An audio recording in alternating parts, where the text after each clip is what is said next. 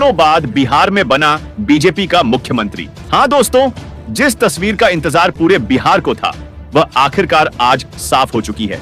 14 नवंबर 2025 की मतगणना ने ऐसा इतिहास लिख दिया है जिसे आने वाले कई चुनावों में मिसाल के तौर पर याद किया जाएगा। बिहार की राजनीति में पहली बार ऐसा मोड़ आया है जब बीजेपी को बहुमत के लिए न नीतीश कुमार की जरूरत है न किसी दूसरे बड़े साझेदार की मजबूरी। खुद बीजेपी अकेले ऐसी ताकत लेकर उभर रही है कि वह आराम से अपना मुख्यमंत्री बना सकती है। आज के रुझान बताते हैं कि बिहार की राजनीति का चरित्र बदल चुका है। चुनाव आयोग के ताजा आंकड़ों के मुताबिक बीजेपी लगभग 96 सीटों पर आगे है।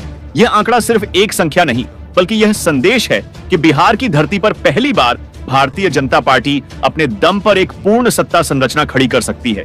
दूसरी तरफ अगर एनडीए के बाकी साझेदारों को जोड़ दें तो तस्वीर और भी साफ होती है। चिराग पासवान की पार्टी 19 सीटों पर आगे है, हैम 5 पर और आरएलएम लगभग 4 सीटों पर। इन तीनों को बीजेपी के साथ जोड़ दें तो एनडीए का कुल आंकड़ा 122 से ऊपर पहुंचता है, यानी बहुमत से एक नहीं, दो नहीं, बल्कि पूरे 9 से 10 सीटें ऊपर।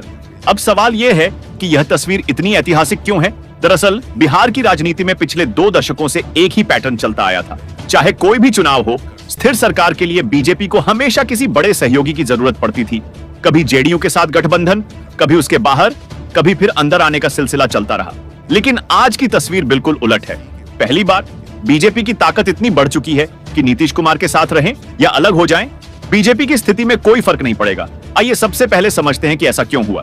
पहला कारण, सीटों का गणित। जब एक पार्टी अकेले 96 सीटें छू रही हो तो वह गठबंधन में अपने नेता को आगे बढ़ाने का हक खुद हासिल कर लेती है। बीजेपी इस चुनाव में सिर्फ जीत नहीं रही, वह हर क्षेत्र, हर इलाके और हर वर्ग में अपनी पकड़ मजबूत कर चुकी है। यही वजह है कि मुख्यमंत्री का चेहरा तय करने का अधिकार अब बीजेपी के पास पहुंच गया है। दूसरा कारण, एनडीए के छोटे साथी एलजेपी आरवी के चिराग पासवान इस बार बेहद मजबूत प्रदर्शन कर रहे हैं।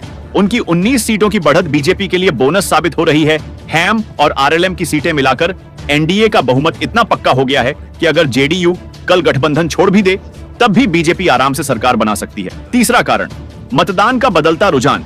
6 और 11 नवंबर को 2 चरणों में हुए मतदान में बिहार ने इतिहास रच दिया। 67.13% रिकॉर्ड वोटिंग हुई। इतनी बड़ी भागीदारी अक्सर बदलाव का संकेत देती है और यह बदलाव आज साफ नजर आ रहा है। महिला वोटरों की लहर, युवा वोटरों की हिस्सेदारी और केंद्र सरकार की योजनाओं का सीधा असर बीजेपी को एक बड़े विस्तार के रूप में मिला है। अब बात करते हैं सबसे बड़े सवाल की, क्या बीजेपी का मुख्यमंत्री बिना नीतीश कुमार के बनेगा? राजनीतिक सूत्रों और मौजूदा रुझानों से तस्वीर साफ है। हाँ, पूरी संभावना है, क्योंकि मुख्यमंत्री वही बनाता है जिसके पास विधायकों की संख्या सबसे अधिक हो, और इस बार वह शक्ति बीजेपी के पास है।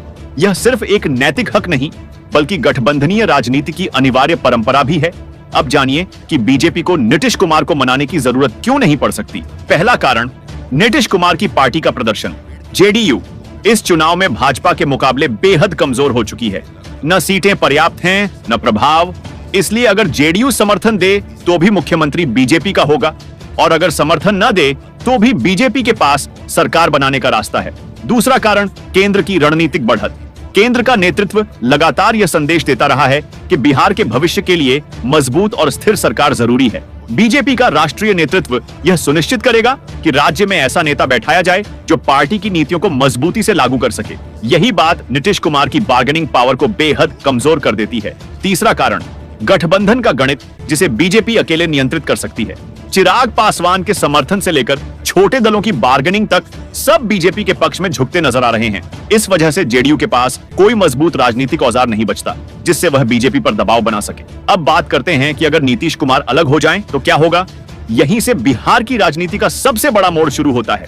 अगर जेडीयू एनडीए छोड़ दे तब भी बीजेपी को बहुमत मिल जाता है, क्योंकि बीजेपी अपने दम पर करीब 96 सीटों की बढ़त में है और एनडीए के बाकी साथी एलजेपी, एचएएम, आरएलएम मिलकर 122 का बहुमत दे रहे हैं। यानी जेडीयू रहे या न रहे, सत्ता का आंकड़ा बीजेपी के पास सुरक्षित है। लेकिन एक बात यहां बहुत दिलचस्प है, जेडीयू का प्रदर्शन इस चुनाव में कमजोर नहीं रहा है। जेडीयू को 84 सीटें मिल रही हैं, जो किसी भी क्षेत्रीय पार्टी के लिए बहुत बड़ा आंकड़ा है, और इसी वजह से जेडीयू चाहे बाहर हो या अंदर, उसका राजनीतिक वजूद खत्म नहीं हुआ है। वह अब भी एक महत्वपूर्ण खिलाड़ी है। लेकिन तस्वीर बदलती है तब जब हम समझते हैं कि बीजेपी के पास नीतीश के बावजूद बहुमत क्यों है। यही इस चुनाव का असली संदेश है। पहली बार ऐसा हुआ है कि जेडीयू की मौजूदगी बीजेपी के लिए अनिवार्य नहीं रही। यानी अगर जेडीयू समर्थन दे भी दे तो मुख्यमंत्री बीजेपी का, अगर जेडीयू समर्थन न दे तब भी मुख्यमंत्री बीजेपी का। अब सवाल यह भी उठता है कि बीजेपी जेडीयू को मनाने के लिए क्या कर सकती है और जेडीयू क्यों चाहेगी कि मुख्यमंत्री बीजेपी का ही बने। इसका जवाब है केंद्र की राजनीति। केंद्र में नीतीश कुमार के सांसद बीजेपी के लिए जरूरी है। राज्यसभा और लोकसभा के कई मामलों में जेडीयू का समर्थन केंद्र सरकार को स्थिर रखता है और बीजेपी यह बात अच्छी तरह जानती है। इसी वजह से बीजेपी की रणनीति सीधी और स्मार्ट दोनों है।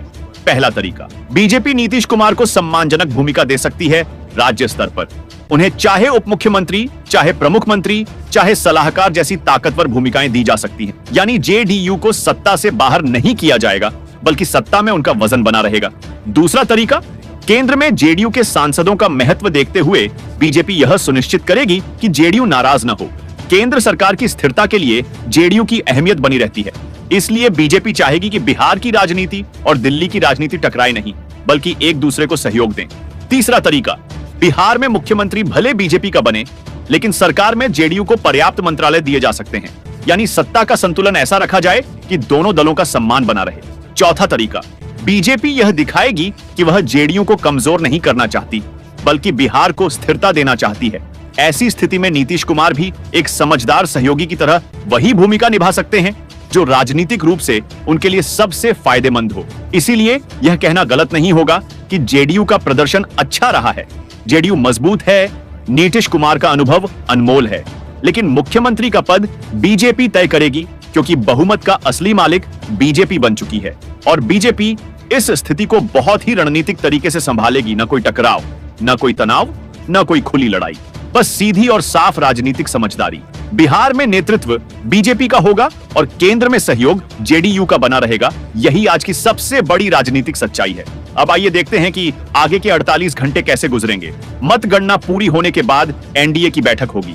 सबसे पहले विधायक दल की बैठक में सीएम उम्मीदवार का नाम तय किया जाएगा। सहयोगियों को साथ लेकर राज्यपाल के पास जाकर बहुमत पेश किया जाएगा। उसके बाद शपथ समारोह की तैयारी होगी और यही वह पल होगा जहां बिहार में वर्षों बाद एक नया राजनीतिक चेहरा मुख्यमंत्री की कुर्सी संभालेगा और वह चेहरा होगा बीजेपी का। कुल मिलाकर तस्वीर साफ है, बीजेपी को अकेले बहुमत मिल चुका है। साथी दलों का जोड़ इसे और मजबूत बनाता है।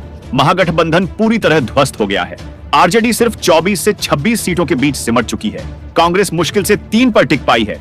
एआईएमआईएम, वीआईपी, जन सुराज जैसी पार्टियां लगभग गायब हो गई हैं। मतलब विपक्ष कमजोर है, एनडीए मजबूत है और बीजेपी निर्णायक है। अब अंतिम सवाल वही जो बिहार में हर गली, हर चौक, हर चाय की दुकान और हर मोबाइल शॉप पर पूछा जा रहा है। बिहार का मुख्यमंत्री कौन होगा?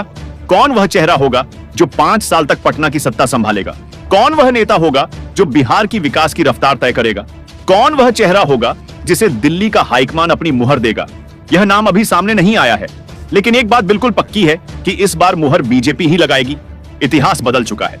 सालों बाद बिहार में बीजेपी अपने दम पर मुख्यमंत्री बनाने की स्थिति में आ चुकी है और इस बार नीतीश कुमार साथ हो या न हो, उनकी सहमति हो या न हो, भाजपा के बहुमत पर कोई असर नहीं पड़ेगा, क्योंकि जनता ने ऐसा जनादेश दिया है जो सीधे तौर पर सत्ता का रास्ता भाजपा के द्वार तक